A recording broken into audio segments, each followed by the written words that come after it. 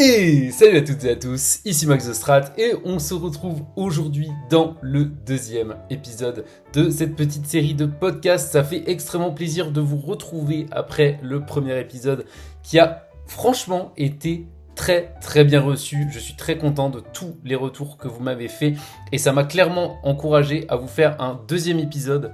Alors pas tout à fait celui que j'avais envisagé en premier lieu, mais c'est pas grave. On a un sujet quand même qui est très intéressant aujourd'hui et c'est pour ça que j'ai ramené deux personnes qui vont venir donc l'une après l'autre parce que j'ai préféré faire ça plutôt en mode témoignage qu'en vrai débat. C'est pour ça que en premier on va accueillir Kenny. Salut à toi. Salut. Le sujet d'aujourd'hui qui est donc la progression en Draft League. Kenny qui est dans notre commu depuis quand même assez longtemps mais qui est revenu récemment. De toute façon il va vous en parler puisque je vais te laisser te présenter tout simplement. Ouais, ça marche. Alors voilà, moi je m'appelle Kenny, bon, c'est mon vrai prénom. Anciennement sous pseudonyme Kenny 2.0, puis actuellement Xekin. Alors je fais de la Draft League depuis 2017.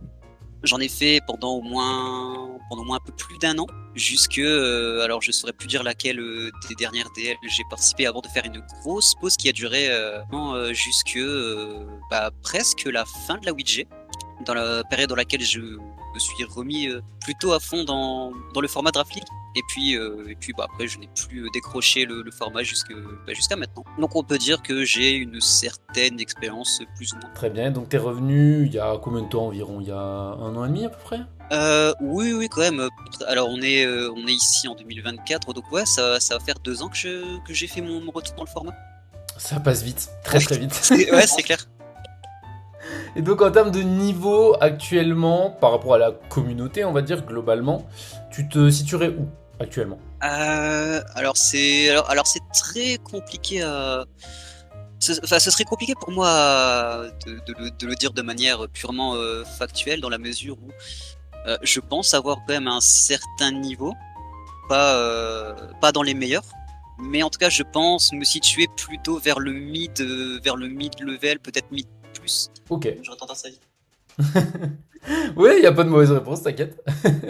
C'était pour avoir ton opinion à toi. Et du coup, toi, actuellement, par rapport à ta progression, tu penses en être où? Parce que c'est pour ça, vous allez voir, donc j'ai pris deux personnes qui se situaient assez différemment dans la commu, mais qui étaient tous les deux donc dans une courbe de progression. Je pense qu'actuellement, tu es en train de progresser. Comment tu le ressens, toi? Est-ce que tu trouves déjà que tu progresses ou non? Oui, oui, très clairement. Par rapport à mon rythme de progression que j'avais il y a au tout début que j'ai fait de la Draft League, mine de rien, je sens quand même qu'il y a des choses qui changent, ne serait-ce que dans ma manière d'aborder, on va dire, ma phase de draft. Pour ce qui est de la phase de build, on va dire que j'ai à peu près la même vision que j'avais déjà à l'époque, mais avec peut-être un petit peu plus de subtilité, on va dire. Mais sinon, là où je trouve que j'ai vraiment changé dans le bon sens en termes de level, c'est vraiment dans mon in-game, on va dire. Ok, par rapport à quoi précisément? Tu penses Je dirais peut-être plus dans ma prise de décision et aussi, mine de rien, dans le mental aussi. J'ai quand même pas mal évolué dans le mental et ça a toujours été mon plus gros problème. Et je sens quand même que j'ai un peu moins de pression sur les matchs. J'en ai toujours, hein, mais disons que c'est quand même plus gérable qu'avant. J'ai un peu plus confiance en moi. C'est pas encore tout à fait ça, mais c'est déjà très bien. Et donc oui, globalement, je pense être sur une grosse, on va dire, ascension en termes de progrès. Donc non, moi personnellement, je suis plutôt satisfait de la progression que j'ai à l'heure actuelle. Et sur cette progression, parce qu'on va essayer de cadrer un peu tout ça dans un premier temps, on précise que quand on parle de progression, on va parler, on va dire, sur 4 aspects globalement. La phase de draft, t'en as parlé, l'in-game, t'en as parlé aussi, le build, évidemment. Donc ça, c'est les 3 aspects, on va dire, purement liés au jeu. Et je rajouterai quand même le mindset en 4ème, t'en as parlé rapidement, et je pense que c'est un point extrêmement important, ne serait-ce que pour avoir l'envie de progresser. Parce que ça, c'est quelque chose avec... j'ai pu en parler beaucoup, avec beaucoup de gens comme toi qui étaient dans ce début de progression. Et c'est vrai que très souvent, c'est ce que je dis, il faut déjà avoir un mindset pour progresser en Draft League. Ouais, c'est clair. Parce que si tu commences, en fait, il faut faire beaucoup d'efforts. Honnêtement, c'est progresser en Draft League. Il y a, je sais pas, tu vas commencer un jeu, je dis n'importe quoi, League of Legends. Bon, c'est dur de progresser à LoL, mais factuellement, tu vas commencer ta première game, tu vas en faire 8, tu vas apprendre de plus en plus de concepts du jeu et tu vas forcément progresser. Le Draft League, faut vraiment avoir cette envie de progresser, parce que si tu sais pas en jouant que tu progresses en fait. Non, c'est clair. C'est-à-dire si tu joues en 2 ans, si tu te mets pas une méthodologie, c'est-à-dire te dire vraiment je vais review mes games, je vais demander à un joueur meilleur que moi quelles sont mes erreurs, etc. En fait tu vas jamais progresser.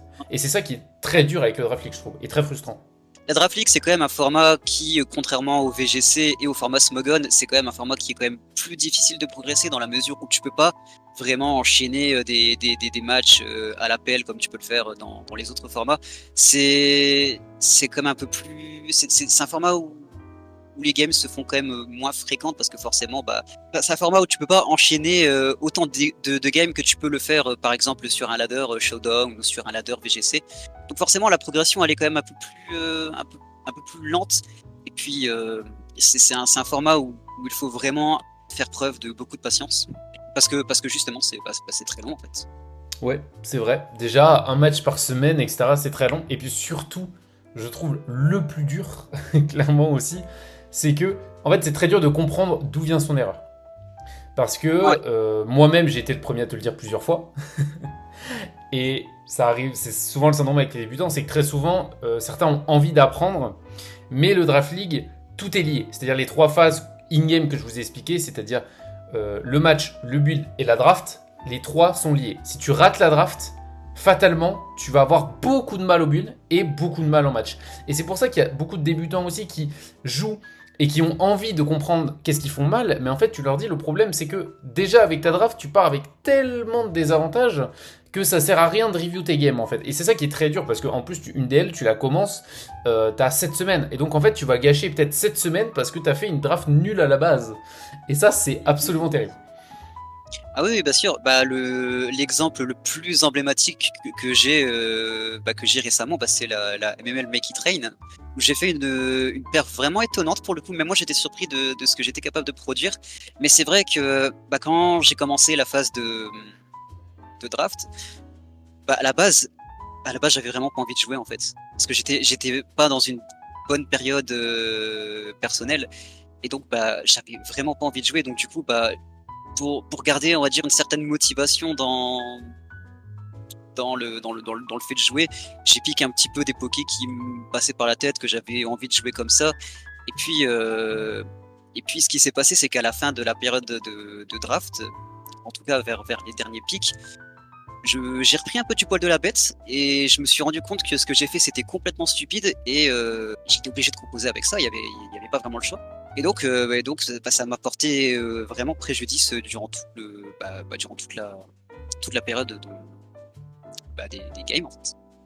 Ouais, c'est intéressant que tu parles de ce ratio justement avec le côté, et c'est ça qui est dur aussi, c'est que parfois, on a envie de dire aux gens, voilà, essaie de tryhard, essaie tout ça, mais c'est vrai que on n'est pas tous dans le même mindset, justement, et il y a souvent des gens qui ont envie de se dire aussi, moi j'ai envie de me faire plaisir.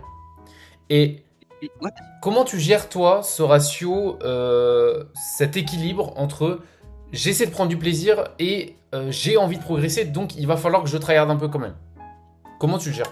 Alors moi, au tout début, notamment quand j'avais repris le format Draft League du coup, il y a presque 2 ans, j'étais un petit peu dans cette optique de pick comme ça, des pokés qui me semblaient intéressants, enfin intéressants dans le sens que j'avais envie de jouer, que j'avais envie de tester. J'étais vraiment beaucoup dans l'optique de tester des choses. Le problème, c'est que je me suis quand même très vite rendu compte que pick tu peux pas faire toute ta draft uniquement sur le prisme de vouloir tester des choses. Et ça a été vraiment une période assez difficile pour moi parce que j'avais du mal à me séparer de cet état d'esprit. Mais en même temps, à côté de ça, j'arrivais pas à gagner et j'étais vraiment pas dans une bonne lancée à ce moment-là. Enfin, c'était très dur pour moi de prendre du plaisir à jouer dans ces conditions. Et il a fallu que je fasse un choix. Et je me suis quand même limité à on va dire 1 ou 2 Pokémon que, allez, j'avais envie de tester. Mais surtout le reste de ma draft, bah, il fallait que je reste sur du concret en fait, sur des Pokémon qui pouvaient qui combattaient très bien avec ces Pokémon que j'ai envie de tester. Par exemple, j'avais basé une de mes drafts sur Slicerwing que j'avais envie de tester. C'était à la PUT saison 2.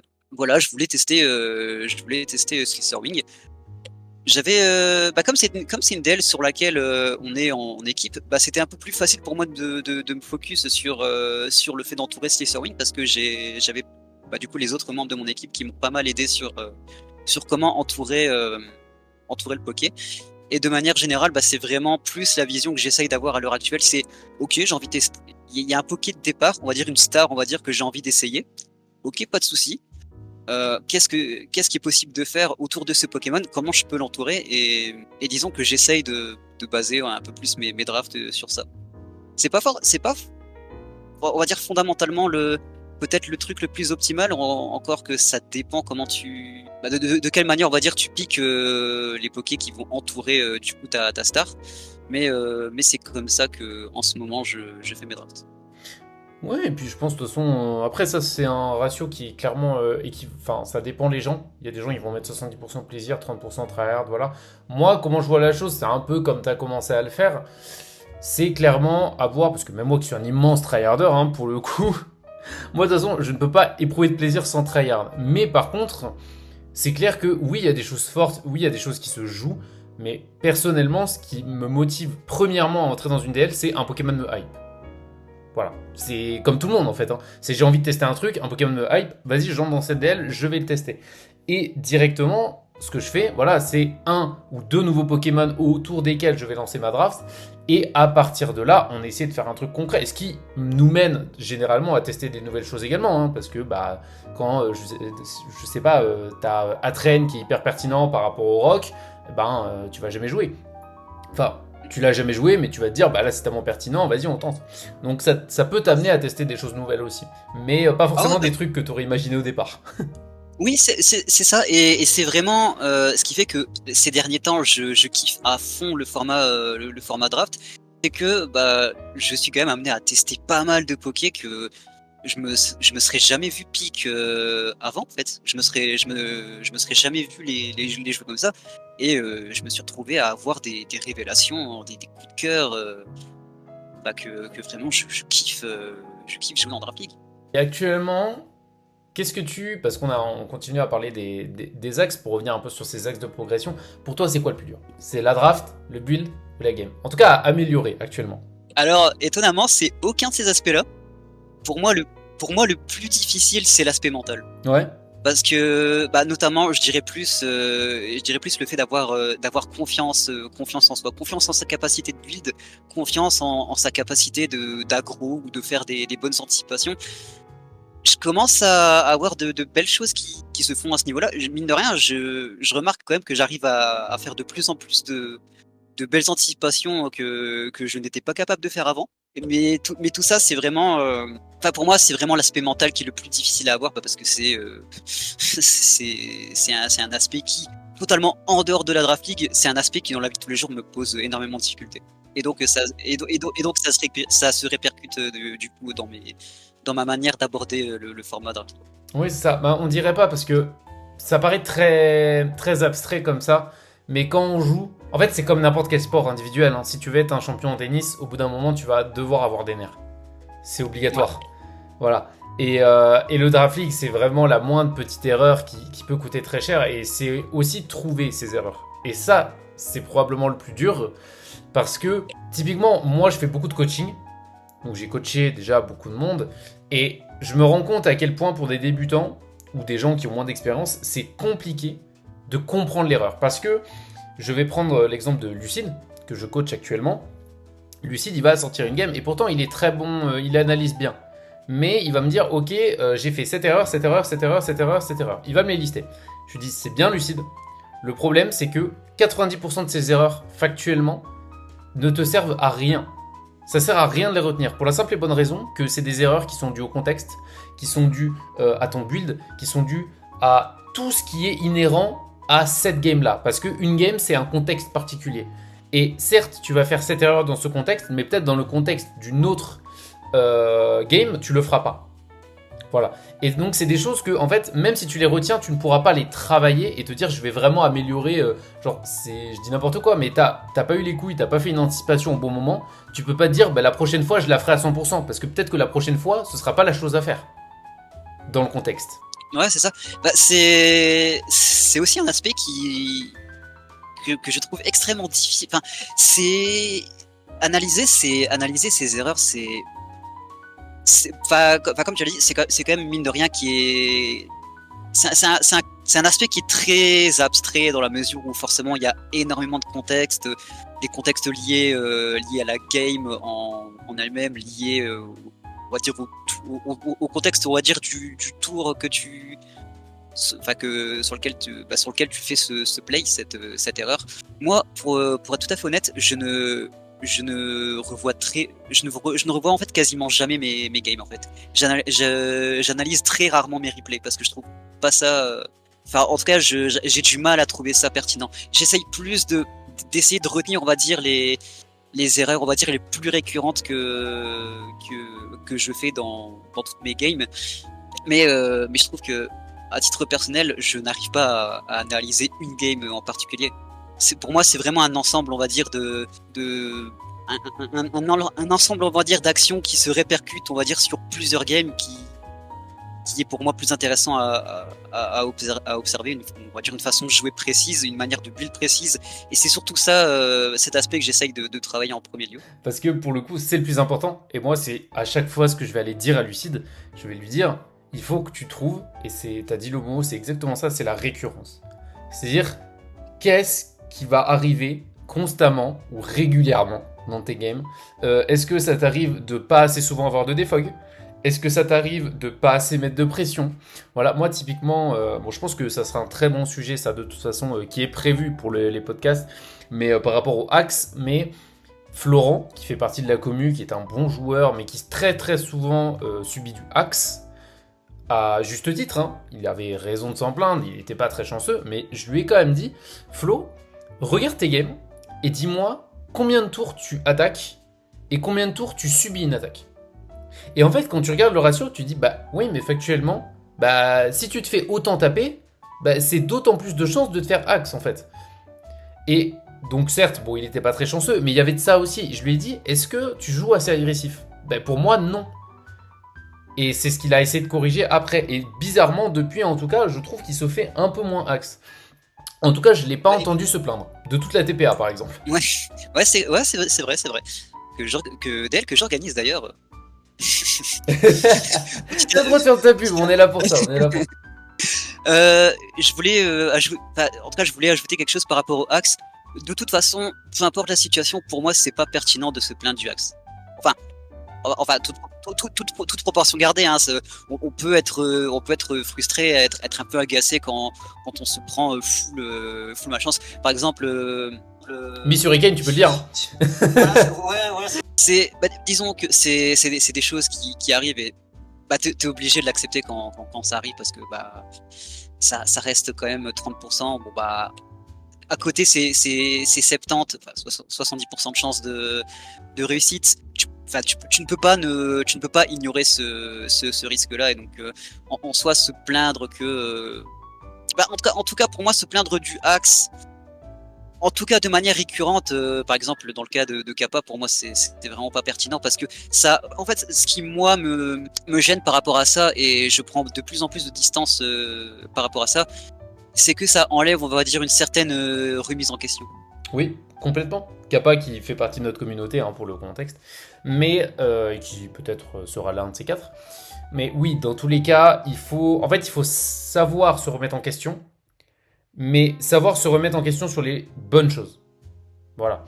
Typiquement, moi ça va m'arriver de perdre des games, et il faut bien distinguer la partie j'ai pris du axe, il faut distinguer la partie mon oppo a sorti un truc que je ne pouvais pas anticiper, et les aspects qui sont vraiment intéressants, c'est-à-dire ma prep a peut-être pas été optimale sur cet aspect-là, et c'est pour ça que j'ai eu du mal, où je n'ai pas assez mis la pression à ce moment-là, etc. Et c'est, en fait, il faut arriver à faire une sorte de tri dans les games. C'est très particulier et c'est très dur à faire.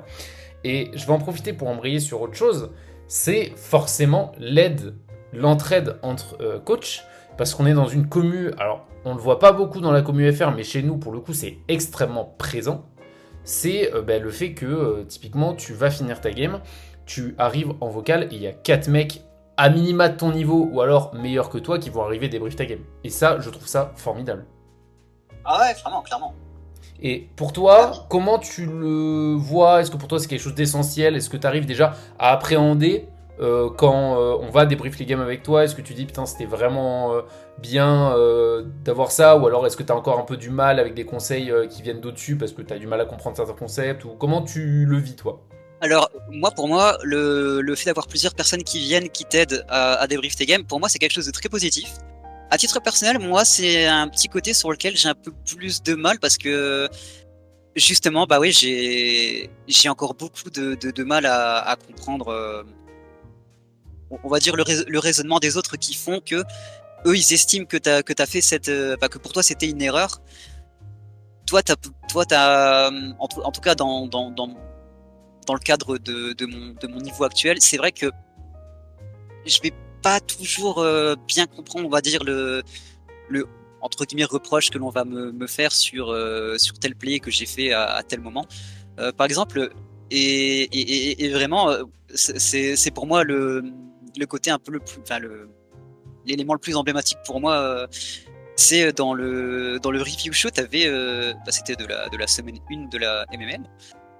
J'avais sac mon Zard sur un Moon Blast. Je pense que c'était sur Méga Gardevoir, ou en tout cas un Gardevoir Terra, je sais plus.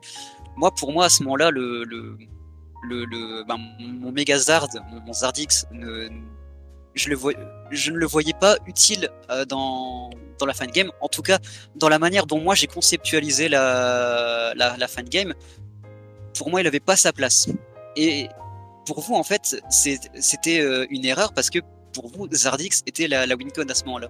Ouais, je me rappelle de ce match. Ouais. Et du coup, ouais, c'est un petit peu cette opposition de vision que j'ai pas toujours de facilité à, on va dire, à comprendre. Ouais, je comprends. Mais de toute façon, c'est.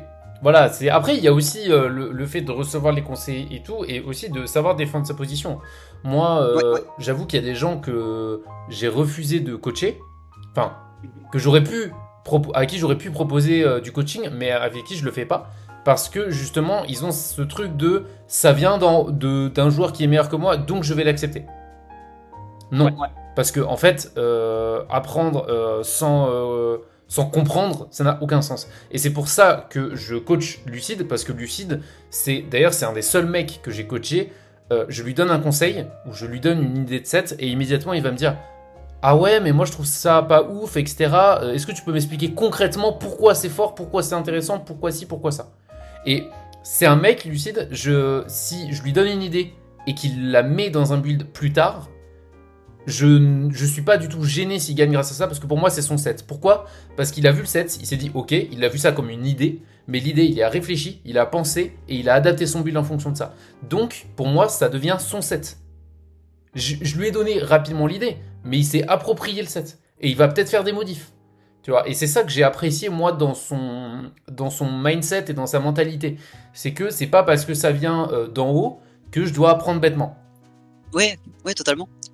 Et ça, pour le coup, je l'apprécie vraiment chez les jeunes joueurs. Donc, c'est aussi recevoir des conseils, mais des fois aussi savoir tout simplement défendre son opinion. C'est très bien. Moi, ce que j'ai toujours dit, c'est que de toute façon, il faut faire quelque chose de cohérent. Oui, bien sûr. Tu peux avoir des idées qui sont théoriquement pas folles, mais si elle est cohérente avec ton build, bah, je vais jamais te le reprocher, tu vois. Genre, je dis n'importe quoi. Tu peux ne pas savoir qu'un Poké. Je prends un exemple de ma game présente, mais tu peux ne pas savoir que Xerneas a Rockslide. Ramener ton OO en te disant c'est une super idée, et en fait faire un build qui est hyper cohérent autour de OO qui est censé wall Xerneas. Donc l'idée et le build sont bons parce que c'est cohérent, mais c'est juste ça se base sur une info qui est mauvaise. Ouais, clairement. Pour moi, tant que c'est cohérent, c'est bien. Et c'est comme ça que tu commences à progresser, justement, au moins au niveau du build. C'est comme ça. Pour rester sur cet axe des joueurs un peu qui donnent des conseils, pour toi, là, aujourd'hui, dans la communauté, si tu devais t'inspirer, ou si tu t'inspires actuellement, je sais pas, d'un des top players de notre communauté, ce serait qui? En tout cas, à qui tu as envie de ressembler dans l'approche, dans le jeu, etc. Peut-être par rapport à ton style, je sais pas. Alors,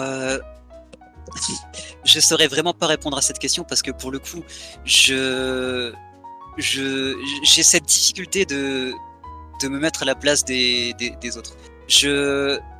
Pour le coup, c'est dans ma manière de progresser, je m'inspire pas forcément de qui que ce soit en fait. Là, dans ma manière de progresser, et je ne saurais pas dire si c'est une bonne ou une mauvaise chose, mais je suis pas mal centré, on va dire, sur moi-même pour le coup. Et honnêtement, beaucoup de gens le sont. Hein. Honnêtement, et même des très très bons joueurs, honnêtement, avec qui j'ai l'occasion d'échanger de temps en temps. Ça arrive assez souvent en fait. Hein. Et moi, honnêtement, j'étais très là-dessus comme ça aussi, jusqu'à ce qu'en fait les circonstances fassent que je sois en duo avec un autre joueur et que j'apprenne énormément à partir de ça.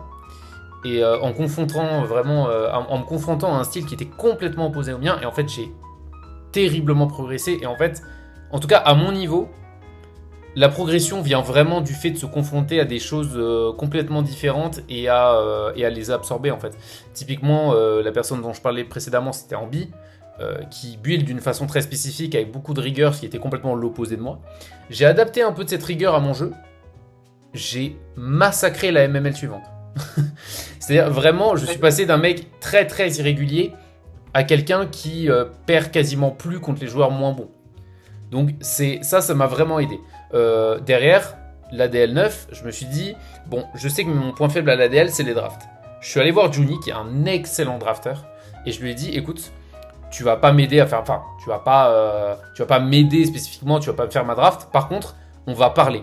Et je pense qu'on a fait au moins 12 heures de VOC dans la semaine. Facile. Et on a parlé draft. Oh tiens, comment tu fais ça, toi, tu combineras avec quoi, etc. On s'est échangé je sais pas combien d'idées. Et j'ai fini avec une draft.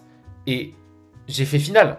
Direct. La draft n'était pas exceptionnelle, mais j'ai réussi à prendre quelques concepts et tout. Il m'a vraiment appris des choses qui paraissent toutes bêtes comme ça, mais que j'appliquais pas sur la phase de draft. Et je me suis tellement amélioré. Et j'ai l'impression de faire des drafts tellement plus cohérentes. Et moi, en tout cas, c'est comme ça maintenant que je progresse. Après, c'est sûr qu'à ton niveau, pour le coup, tu peux avoir aussi ce truc de dire, j'ai envie de développer mon propre style de jeu, etc.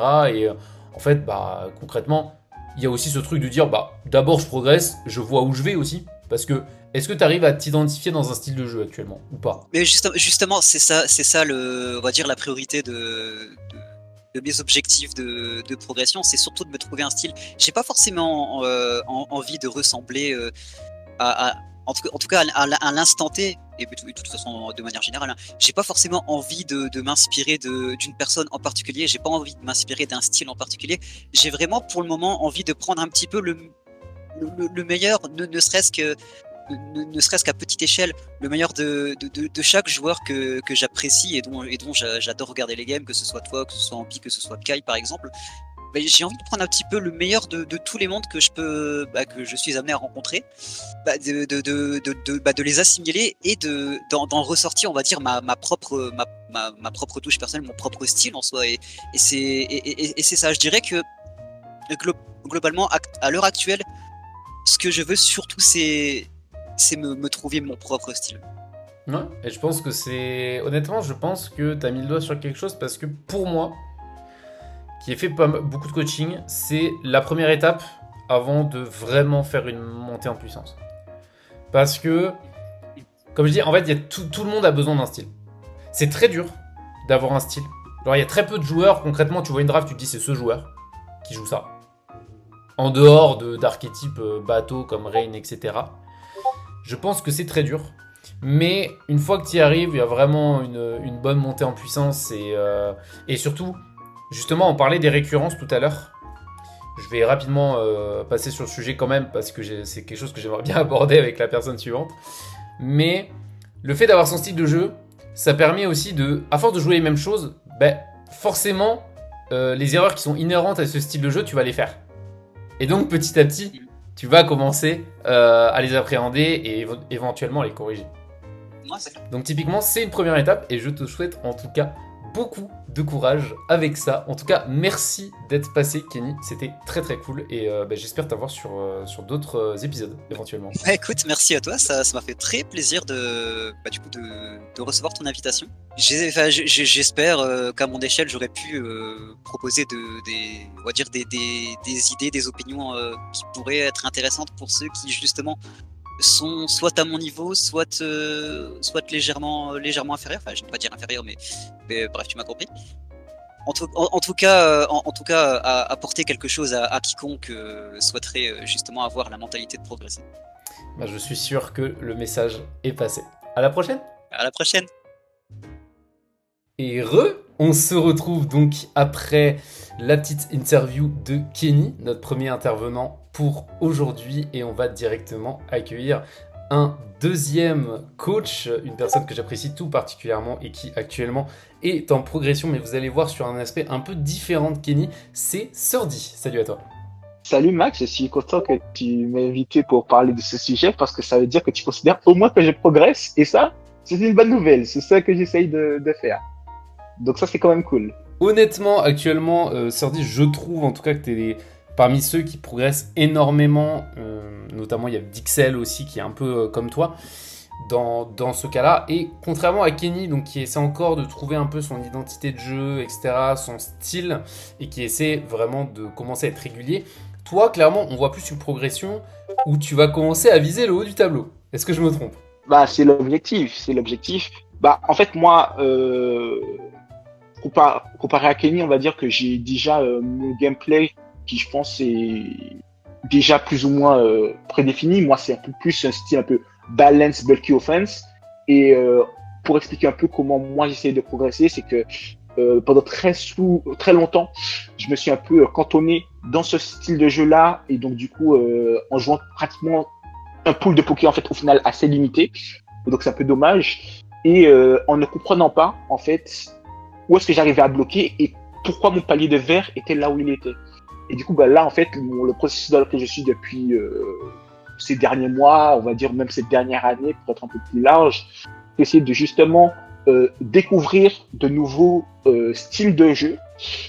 Et je pense qu'en découvrant de nouveaux styles de jeu, je peux comprendre comment mon style de jeu balance. En fait, ils vont servir à enrichir plutôt mon style de jeu balance. C'est-à-dire qu'en jouant hyper offense, je vais comprendre comment l'hyper offense fonctionne, comment elle doit trade ses pokés, comment elle doit essayer de gagner en fait au final, parce qu'en fait quand tu joues que dans ton style de jeu, tu comprends et tu connais à peu près le plan de jeu de ton style de jeu, mais tu peux avoir un peu de mal à comprendre les autres plans de jeu. Donc le fait de changer de plan de jeu et de comprendre les différents plans de jeu qui sont possibles pour les opposants, pour les autres coachs, ça va m'aider moi à comprendre le plan de jeu que je dois avoir moi dans ma balance et les éléments que je dois faire attention, même en termes de build ou en termes d'in-game. Donc en fait, et je le sens en fait que m'aide à progresser, tout simplement parce qu'en fait, l'avantage de la balance, je pense, c'est quand même un style de jeu qui est assez permissif en termes d'erreurs. Parce que tu as des Pokémon très bulky, tu vas me dire si jamais tu n'es pas d'accord avec moi ou si tu veux rajouter des trucs, il n'y a pas de souci. Vu que tu as quand même, moi j'ai joué du gros générateur, imaginons que tu as fait une mauvaise anticipation, tu as juste à switch out et ramener un Pokémon plus safe, et tu as regagné 33% de tes points de vie, donc en fait c'est assez permissif. Et là, le fait de jouer des styles de jeu qui sont un peu plus risqués, qui sont un peu plus précis dans le plan de jeu, qui sont un peu plus précis dans les timings où je dois placer tel ou tel Poké, faire attention aux HP de tel ou tel mon, en fait, ça va m'aider moi aussi à mieux jouer mon in-game, tout simplement. Donc ouais, c'est comme ça que j'essaie de progresser, moi. C'est un peu ma mentalité à l'heure actuelle. Oui, clairement, je te comprends. L'idée, c'est clairement, de toute façon, au bout d'un moment, de sortir de sa zone de confort. Moi, je l'ai eu aussi, avant d'arriver sur mon style de jeu qui est celui que j'ai aujourd'hui, donc qui est très bulky offense, mais en même temps qui est très très agressif. Et pourtant, je joue des Pokémon comme Tox Apex, etc. Parce qu'il y a eu une période où je jouais du Quack, je jouais du Registeel tout le temps, et j'étais passif. En fait, c'est soit je gagnais 5-6-0, soit je me prenais un setup en fait et je me prenais une raclée. Et donc au bout d'un moment je me suis dit comment faire et j'ai switché un peu comme toi sur du balance très agressif, très hyper offense même, j'ai joué un peu d'hyper offense. Et typiquement bah je me suis dit ok je comprends en fait ce qui est absolument relou à affronter dans mon style de jeu. Et quand tu comprends déjà comment les gens voient ton style, c'est-à-dire que les gens ils voient un Toxapex, ils se disent ok il faut break. Sauf que derrière, bah, c'est ce qui te permet d'aller faire les trous chez eux. Et de jouer d'une façon dont ils vont pas s'attendre. Et une fois que tu as ça en toi, en fait, le fait de spammer ton style, bah, ça va te permettre peu à peu de gommer les erreurs les plus répétitives que tu as. Et en même temps, quand tu as cette compréhension du jeu, c'est-à-dire mon oppo, il va chercher ça et moi je veux ça, bah, c'est tellement bien pour s'améliorer. Tu parlais de plafond de verre juste avant. Tu dirais que c'est à quel moment, toi, où tu t'es dit ok, là j'ai besoin de faire quelque chose parce que là je vois que ça marche pas contre certains profils ou certaines drafts, peut-être, je sais pas. En fait, c'est la manière dont moi je procède, moi, quand je fais partie d'une draft league, c'est quand je fais mes matchs. Donc, bien sûr, comme tout le monde, un peu la phase de team building, etc., la phase de draft, etc. Et après le match, la phase de review à froid, généralement, où j'essaie de comprendre ce qui n'a pas été, que ça soit dans mon build, dans mon plan de jeu ou alors in-game.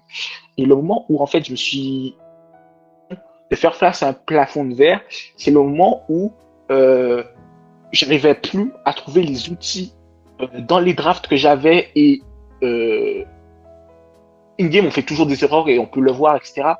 Mais où je trouvais pas en fait les outils pour contrer certains styles de jeu. J'avais l'impression que systématiquement, quand j'affrontais ce genre de personnes qui jouaient ce genre de draft, j'y arrivais pas.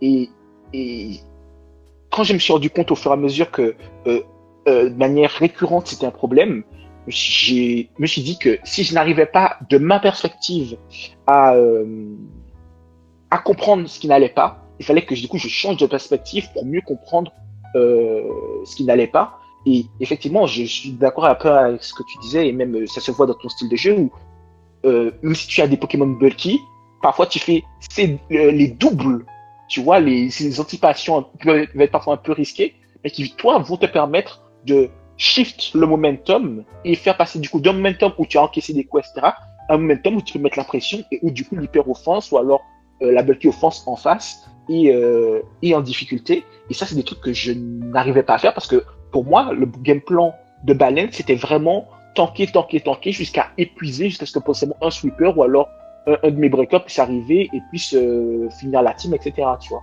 Et donc, justement, même en voyant toi tes matchs, je me suis dit, ah ok, peut-être qu'en fait, le gameplay de Balance n'est pas exactement ce que je pensais. Parfois, on doit prendre ce genre de risque pour gagner des games. Et ça, c'est des éléments que je n'arrivais pas à conceptualiser. Et à ce moment-là, je me suis dit, ok, en fait, il me manque plein d'éléments. Et pour que je puisse développer cela, mais en fait, va falloir un peu que je change de gameplay, que je réussisse à développer en fait des compétences. Tu vois, c'est comme quand tu es dans un travail, tu as des compétences que tu dois développer et tu peux le faire de différentes manières. Et moi, l'une des choses l'une des voies que j'ai prises, c'est de changer de style de jeu assez drastiquement, on va dire. Bah, la preuve, là, je viens de faire une game de screen alors que à la base, c'était vraiment un truc que je n'ai jamais joué de ma vie. Et du coup, pour comprendre comment ça fonctionne. Et comme on dit, on garde ses amis très proches et ses ennemis encore plus. Donc, je me suis dit que si je deviens mon propre ennemi, je pourrais comprendre quelles sont ses faiblesses. Ça donne presque envie d'en faire un titre de vidéo, ça. Je garde cette citation. Pas de souci. Pour plus tard, pour une prochaine vidéo tuto, peut-être. Effectivement. Non, clairement, c'est hyper intéressant ce que tu dis. Bah, pour le coup, oui. Clairement, je pense qu'il faut essayer de s'inspirer de ce qui nous est fait le plus. Hein. Moi, honnêtement, je vois toujours ce qui m'énerve en face et je me dis, bon, ok, comment je peux gérer et peut-être que c'est intéressant de prendre quelques petits trucs. Et j'en parlais avec Kenny. Moi, je sais que j'ai eu un plafond de verre à un moment donné où j'étais bon, mais je pouvais perdre encore contre tout le monde. Et ce qui m'a vraiment déverrouillé ce truc de passer de bon joueur à très bon joueur régulier de la communauté, ça a été ce truc de me dire, je vais aller prendre chez les autres. je suis allé prendre la rigueur de build de Ambi, moi qui était très highlight, très spectaculaire, très à l'instinct. J'ai commencé à rajouter des choses vraiment... je sais pas, je prends un exemple, mais tu as un Meloetta Pirouette face à un Corvalius. Tu sais très bien que Meloetta Scarf va se faire wall et va prendre le Rocky Helmet de Corvalius. Et ça me saoulait, tu vois, typiquement. Par contre, tu sais qu'il y a Mega Altaria à côté et que Mega Altaria, s'il place une DD, tu as perdu. Donc, le seul Scarf qui dépasse Meloetta dans ta draft, qui dépasse Altaria à +1, c'est Meloetta. Problème, t'as pas envie de le jouer parce qu'il y a Corvalius. Moi, ma mentalité avant, c'est de me dire, bah, fuck it, je me débrouillerai pour Altaria, je veux break Corvalius, donc je vais jouer SD Meloetta. J'ai appris à me dire, ok, des fois, il faut jouer des 7 pour ne pas perdre. Et à partir de là, tu tournes ton build autrement, tu te démerdes, mais tu fais en sorte de break Corvalius d'une autre façon. Et voir le jeu de cette façon-là, ça m'a complètement révolutionné mes plays, mon in-game, etc. Et ce qui a fait que j'ai été... la MML est arrivée après, la fameuse MML, Summer League, où on s'est affronté. Et j'ai roulé sur le tournoi jusqu'en finale où j'ai finalement perdu contre Cresserel. Mais j'ai vraiment eu une régularité à ce tournoi incroyable. Et depuis, j'ai une régularité vraiment exceptionnelle.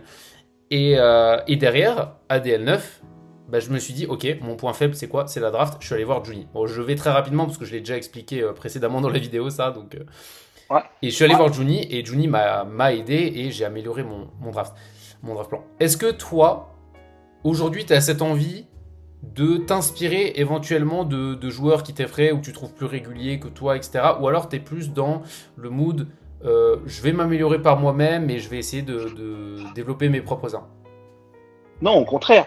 Toi-même, tu as dit que en fait, tu t'étais inspiré d'autres, mais moi, je dis même aussi avant que du coup, même le fait que, justement, toi, malgré tes builds, entre guillemets, un peu bulky défensif, tu arrivé à rajouter cette agressivité dans les plays, tu vois, c'est-à-dire à double, etc. Enfin, même faire des styling, tu vois, qui peuvent être un peu dangereux, d'ailleurs, j'ai appris à mes dépens lors de cette fameuse MML, dont tu parlais tout à l'heure.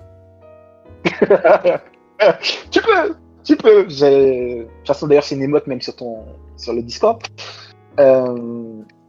Donc, en fait, oui, je m'inspire clairement des autres joueurs et de 1000 choses différentes. Ça peut être au niveau de la draft, comprendre, notamment, je me suis énormément inspiré de Gelbel, que moi je considère c'est un peu comme l'un des meilleurs joueurs français depuis très très très longtemps. Parce qu'en fait, tout simplement, à chaque fois que j'affrontais Gelbel, j'avais l'impression qu'il avait une draft parfaite. J'abuse un peu quand il dit parfait, parce que la draft parfaite n'existe bien évidemment pas, mais je trouve que il arrivait à avoir plein de styles de draft différents, et malgré ça, je trouvais toujours que, alors que pas mal de fois quand j'affrontais du monde, j'arrivais à trouver plein d'axes sur lesquels je pouvais m'insérer, etc. Lui, je trouvais toujours que ses corps étaient particulièrement bien ficelés, etc. Donc j'ai regardé énormément de drafts qu'il a fait. Donc en fait, que je me suis rendu compte que lui, l'une de ses qualités, moi, que j'ai trouvé, c'était au niveau de la draft, c'était de voir comment un peu il va construire sa draft. Même si bien sûr, c'est un peu compliqué parce qu'il peut y avoir les snipes, des choses dont moi j'ai pas forcément conscience parce que je n'ai pas parlé directement de ça avec lui. Aussi de comprendre qu'est-ce qu'il y avait dans cette draft pour qu'elle soit aussi solide, pour qu'elle puisse tanker aussi les coups, tout en ayant une bonne position défensive. Est-ce que c'était parce qu'il avait beaucoup de momentum? Est-ce que c'était parce que moi peut-être mes poseurs de rocks étaient du même?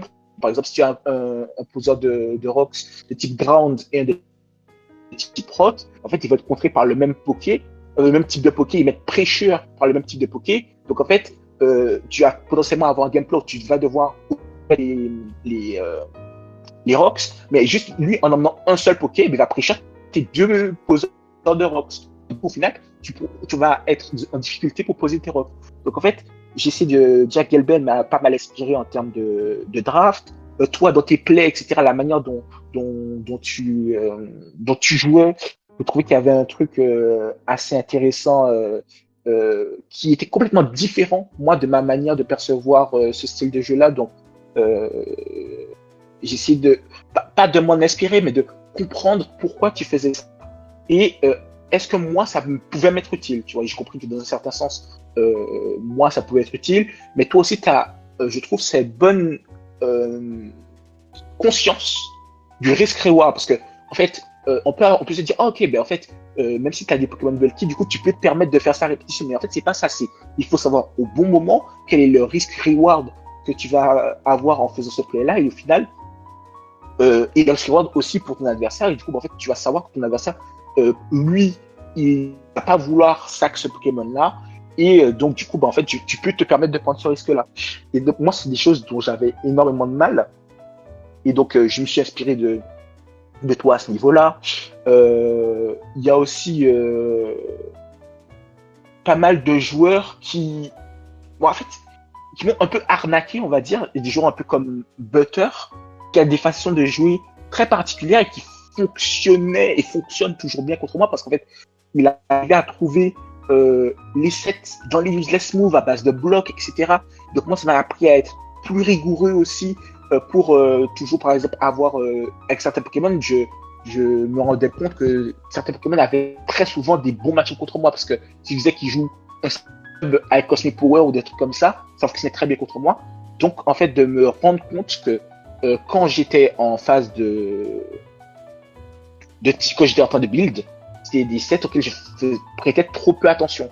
Donc, en fait, à la fois, j'essaie de me servir des qualités des autres pour enrichir mon jeu, mais à la fois aussi, j'essaie de combler mes propres failles en termes notamment de gameplay. Moi, j'ai un problème énormément en termes de patience. Je suis pas quelqu'un de très patient, même si ça a l'air bizarre comme ça. Mais en fait, je suis pas. Quand tu as un style de jeu plus bulky, on peut dire que tu es un peu plus patient. Moi, c'est pas trop mon cas. Donc, j'essaie de travailler sur ma patience pour bien jauger les plays, me dire que j'ai du temps pour jouer. Et du coup, ouais, c'est ça. En fait, à la fois essayer de m'inspirer des autres sur ceux qui font de bien, tout en comblant mes propres faiblesses et les choses qui sont perfectibles de mon côté, quoi.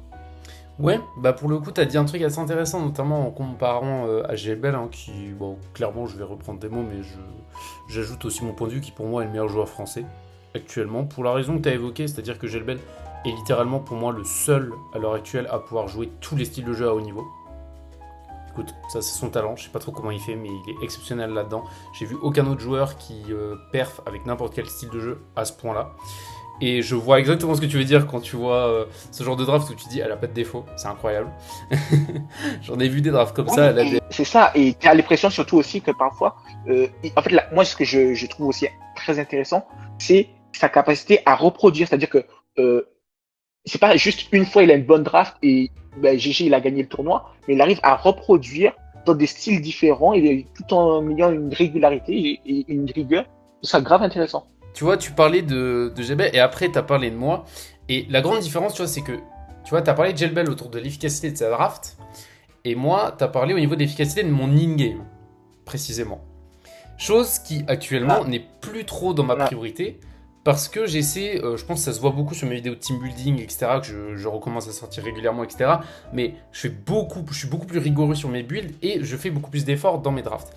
Pourquoi ? Parce que j'ai voulu prendre comme ça, un par un. J'ai eu du mal. Donc au début, j'ai tout axé sur mon in-game pour compenser en fait les faiblesses du reste.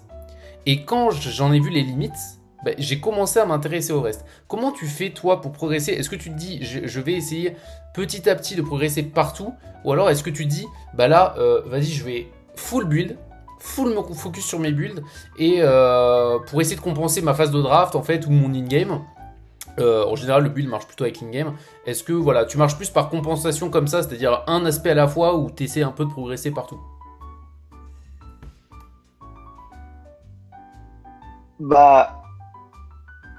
En vrai, dans l'idée que moi je me faisais de ma progression, c'était d'essayer de le faire petit à petit. C'est un peu comme tu as dit.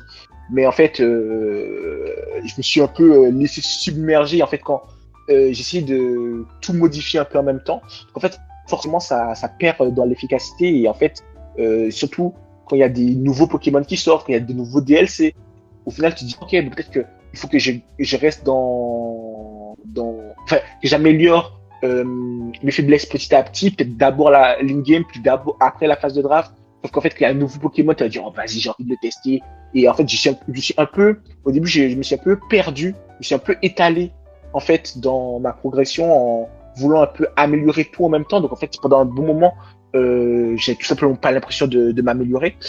Et là, en fait, un peu comme toi, comme tu as dit, j'essaie d'y aller un peu plus petit à petit, euh, parce que j'ai déjà conscience, entre guillemets, des faiblesses que j'ai pu avoir in-game. Donc ça, pour moi, je mets ça sur le côté. Je me dis que c'est des choses dont j'ai conscience et que je vais me focus plus tard. Et là, j'essaie de comprendre, à l'heure actuelle, dans ma phase de draft et dans mon build, de comprendre comment m'améliorer, qu'est-ce qui ne va pas, comment mes drafts sont systématiquement weak à tel type de truc. C'est-à-dire qu'en fait, c'est quand le choix de tel ou tel Pokémon, et c'est pour ça que j'aime beaucoup la Draft League, c'est qu'en fait, il y a des micro-choix. En fait, tous les choix ont une influence plus tard. Le fait de choisir entre Quagsire et Tritosaur, qui veut te dire, en fait, Quagsire et Tritosaur, c'est le même type, ils ont tous les deux Absorbo, sauf que Tritosaur sera peut-être plus assez sur le spécial, peut-être qu'il aura accès à tel move, il n'aura pas accès à Quagsire est un hour, du coup, en fait, t'avais une team qui était assez faible au setup, et tu dis, bon, vas-y, j'ai choisi Tritosaur, c'est à peu près la même chose. Mais en fait, là, je me rends compte, ok, en fait, de mieux comprendre, en fait, comment compléter ma team, alors que parfois, il arrivait que je faisais des choix qui n'étaient pas sur les bons critères. Tu vois, c'est-à-dire, comme je dis, peut-être que j'avais une draft qui était faible au placement, mais je n'avais pas conscience de ça. Alors que maintenant, peut-être, j'en ai un peu plus conscience. Et donc, du coup, je compenser un peu mes drafts avec des meilleurs pokés. Mais du coup, ouais, en fait, pour répondre du coup à ta question, pour moi, c'était un peu dur d'être rigoureux sur ma progression en voulant améliorer point par point. Je me suis un peu étalé. Mais là, j'ai pris un peu en rigueur parce que, bon, dire que ça fait 1 an que j'essaie de m'améliorer, bon, ça c'est un processus long, mais je me rendais compte que c'était pas très efficace. Et justement, comme tu as dit un peu, le fait d'ajouter de l'efficience dans ma progression, ça m'aide à progresser un peu plus vite et à comprendre un peu mieux mes faiblesses. Ok, et du coup, par rapport à tout ça, parce que on a évoqué tout à l'heure avec Kenny, notamment quand j'ai défini un peu l'aspect progression, j'ai dit pour moi il y a 4 aspects très importants dans la draft. Il y a la draft, il y a le build, il y a les matchs, mais il y a aussi le mental. Parce que pour moi, ce qui fait la différence aujourd'hui entre les bons joueurs de notre commu et les très bons joueurs, il y a beaucoup d'expérience, il y a de l'ingame et tout, mais il y a aussi une mentalité qui est différente. Et je vais prendre notamment une personne qui Vae, très bon, qui pourrait battre à peu près n'importe quel joueur de la commu. Et pourtant, une personne comme Vae en playoff, très souvent en demi-finale, il va tomber. En quart de finale, il va tomber. Et des fois, il fait des contre-perfs. Bon, ça arrive à tout le monde. Mais c'est ce truc de... Quand tu regardes au tournoi, même s'il y a des matchs où Brace fait du moins bien, Théo fait du moins bien, moi je fais du moins bien, ça arrive à tout le monde, et bien tu regardes les demi-finales et les finales vont être les mêmes. Pas tout le temps, pas tout à fait, des fois il y a des surprises, mais il y a ce truc où le top de la commu a cette mentalité, j'ai l'impression, de tueur et aussi beaucoup plus analytique dans les builds. Ça se voit quand on parle des matchs, ça se voit quand on parle des builds. Une mentalité beaucoup plus, ok, mes erreurs, je sais lesquelles c'est, je sais où appuyer la prochaine fois, et mélanger à l'expérience qui fait cette différence en fait. Et pour toi qui veux viser haut, parce que c'est ce que tu vises actuellement, concrètement, c'est quoi ton mental, comment tu abordes les gros matchs et comment peut-être tu veux essayer d'évoluer par rapport à ça? Déjà, le premier truc que j'ai eu du mal à faire et qui, je pense, est aussi nécessaire pour arriver justement à ce haut niveau, c'est arriver à se détacher dans un premier... Et c'est aussi l'aspect mental, arriver à se détacher des éléments qui ne sont pas dans ses mains. Donc, et notamment dans Pokémon, du axe notamment. Parce qu'en fait, parfois, moi, je me suis dit, oh, mais en fait, j'ai l'impression que mon build est parfait, ceci se passe, etc. Sauf que bam, je me prends un axe, et bon, il y a ça, tous les axes ne peuvent pas être évités, mais un peu, parfois, il peut servir d'excuse. Moi, je dis pas que c'est ce que fait Vae, voilà. Moi, je sais que c'est, à un moment, c'était ça. Il a servi parfois d'excuse pour des mauvais plays que j'ai pu faire, tu vois. Et donc, en fait, moi, je pense que déjà, le premier truc que j'ai dû faire, c'est me détacher du axe. On va dire qu'en fait, parce que, le axe, il affecte tout le monde, que ça soit toi, Braze, Galbel, ça affecte tout le monde, en fait.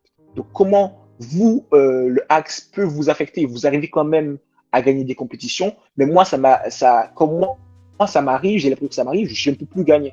Donc, j'ai eu cet aspect où, en fait, j'ai dû accepter, en fait, mes erreurs malgré le axe, me dire, OK, comment je vais me retrouver dans cette situation où le axe détermine de ma game? Est-ce que j'ai besoin de me retrouver dans cette situation?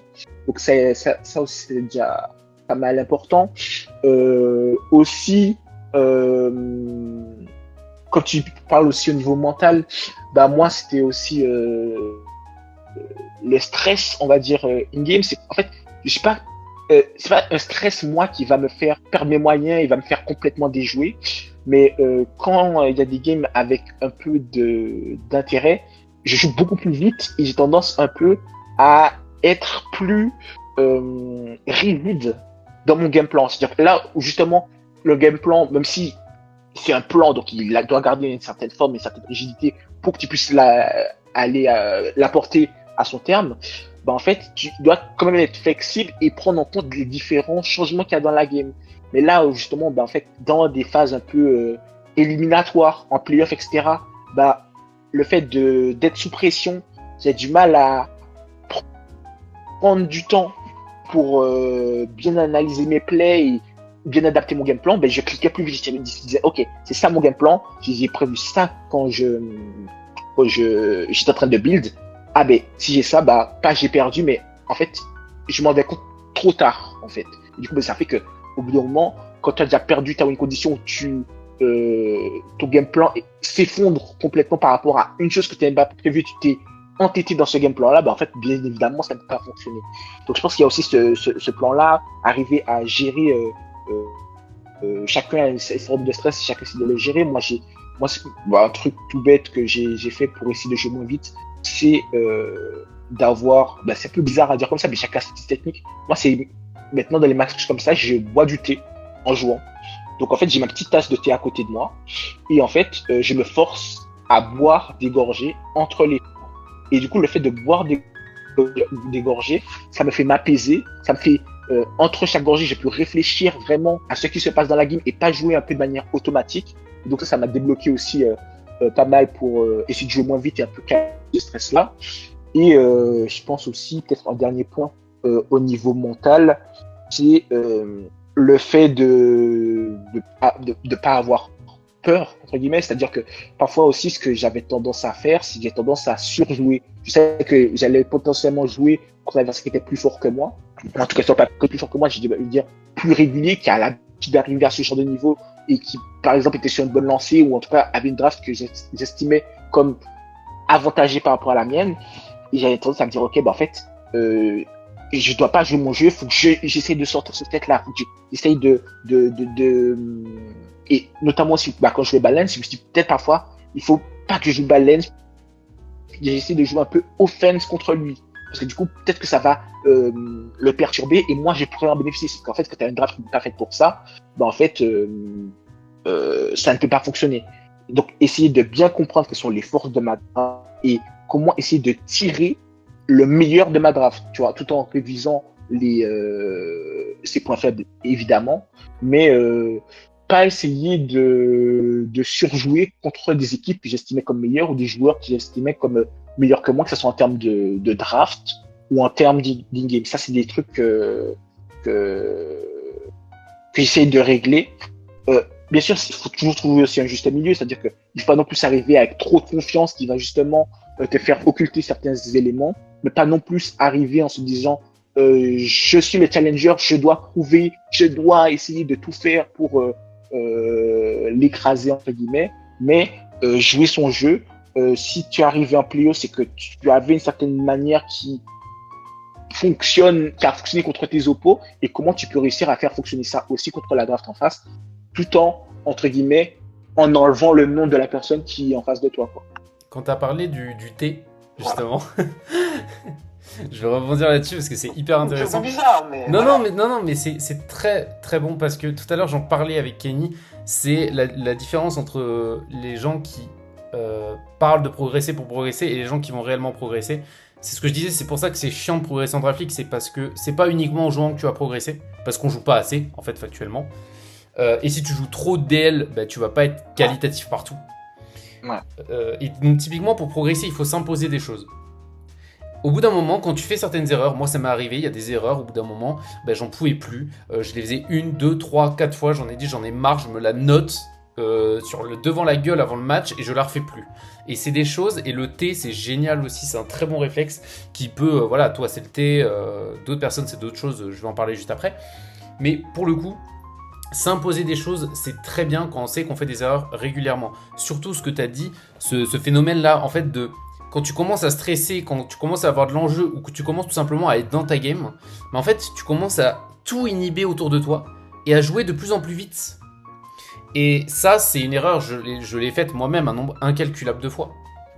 Et typiquement, je me suis imposé 2 choses pareilles pour arrêter de le faire. La première, c'est que dès le début du match, je m'ouvre le team builder, je mets toute la team adverse en face de moi, et dès que j'ai une option, enfin dès que je calque quelque chose, je calque une répartition, ou je vois un move, je vois un item, je me le note sur le team builder.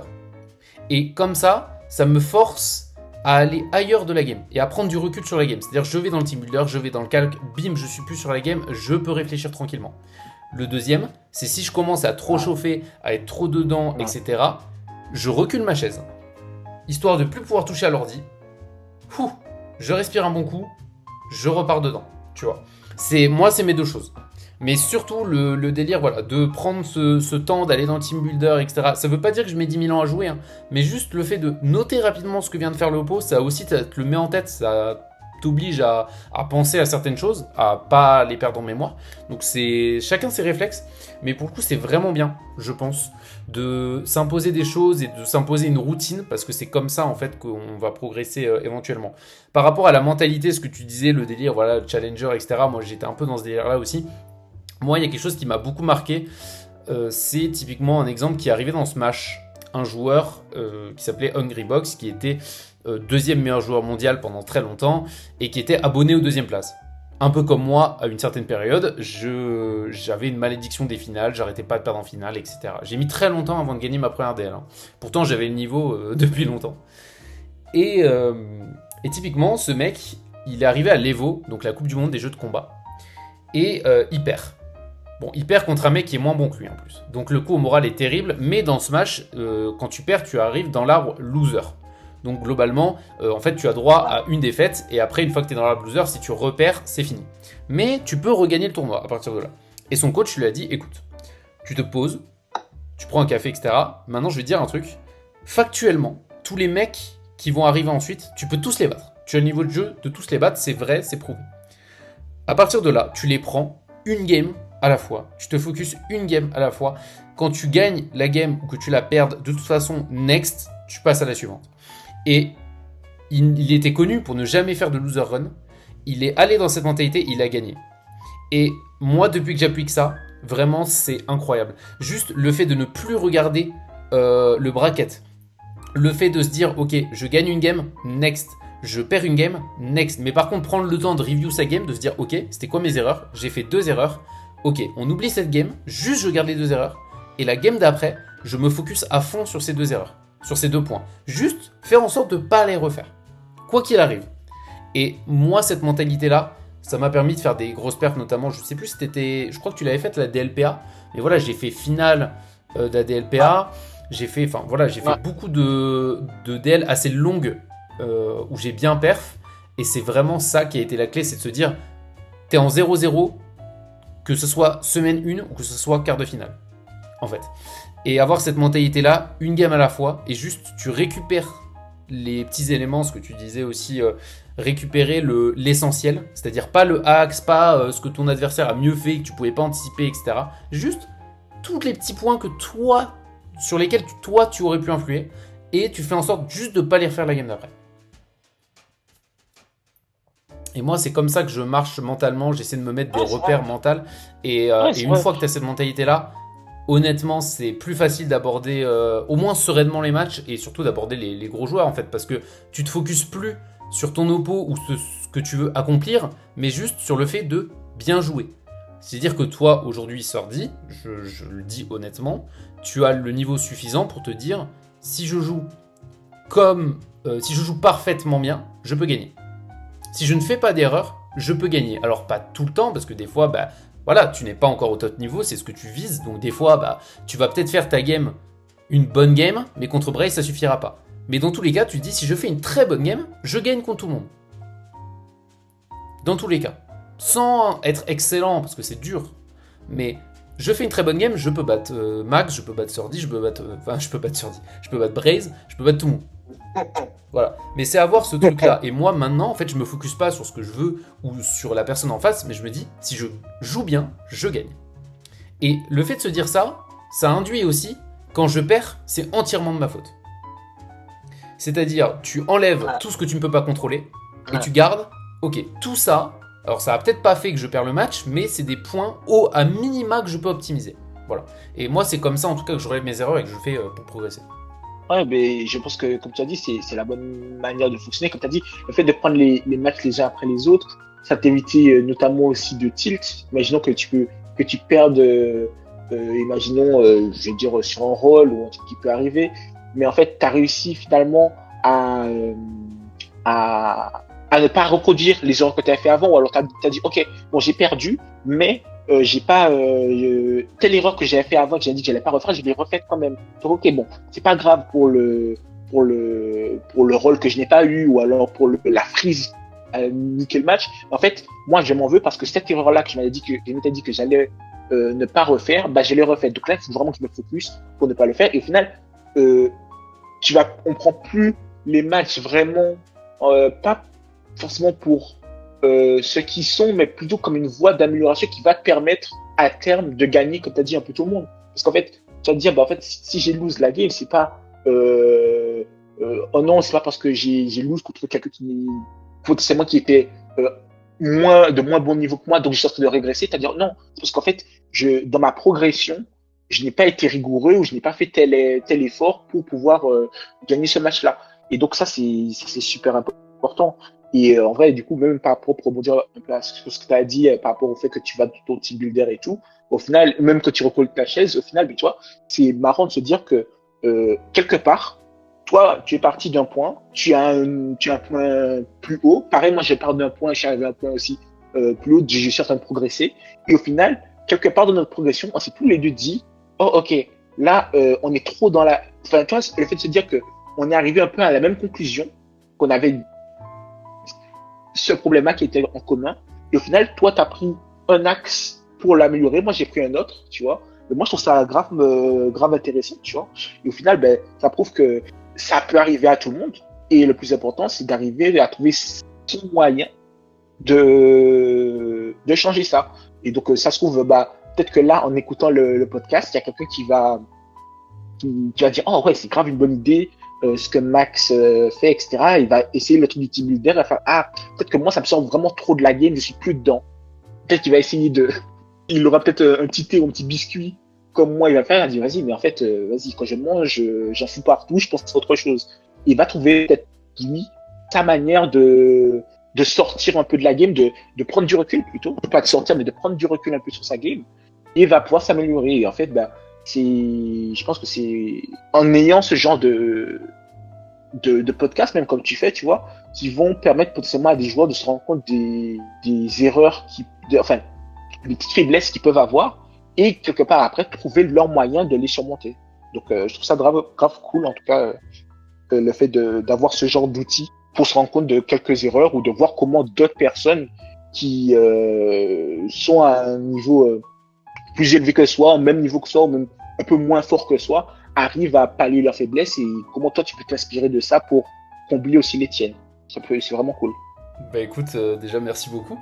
Et oui, c'est sûr que pour le coup, j'essaie avec ces podcasts en tout cas de maintenir un niveau d'interaction en fait que tu peux pas toujours avoir parce que factuellement, voilà, alors je sais pas toi, mais par exemple peut-être que t'es pas en interaction très souvent avec, je dis n'importe quoi, mais avec Vae ou avec Théo, voilà, ou plein de personnes. Et du coup, le fait de donner la parole un peu à tout le monde, ça permet d'avoir des discussions qu'on n'aurait pas forcément en temps normal.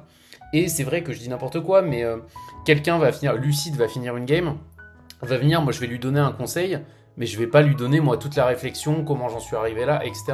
Et donc c'est vrai que c'est plus dans des discussions très banales, etc., qu'on va commencer à aborder ça. Et c'est comme ça, en fait, que j'ai eu l'idée de ces podcasts. Hein. C'est parce que le nombre de fois où j'ai eu certaines discussions sur certains Pokémon, sur les Draft League, je vais prendre le premier exemple du podcast sur les Draft League francophones, etc., c'est à force de les répéter, je me suis dit, c'est dommage que les gens en profitent pas, en fait. Que les gens à qui je parle pas, moi, personnellement, ne profitent pas forcément de ces discussions que je trouve hyper intéressantes. En tout cas, merci beaucoup pour ton apparition sur 10, c'était génial. Merci encore à Kenny, bon, qui n'est pas là. Mais c'est comme ça qu'on va conclure donc ce deuxième épisode de ce format podcast, tout simplement. Très content, un format beaucoup plus long cette fois-ci, évidemment, parce qu'on a des invités, hein, donc va falloir s'attendre à des formats un peu plus longs. J'espère que ça vous plaira. Encore une fois, l'espace commentaire, il est là. Régalez-vous, régalez-moi surtout. Faites vos retours, j'essaierai en tout cas de répondre à la majorité. C'était Max The Strat et je vous dis à la prochaine.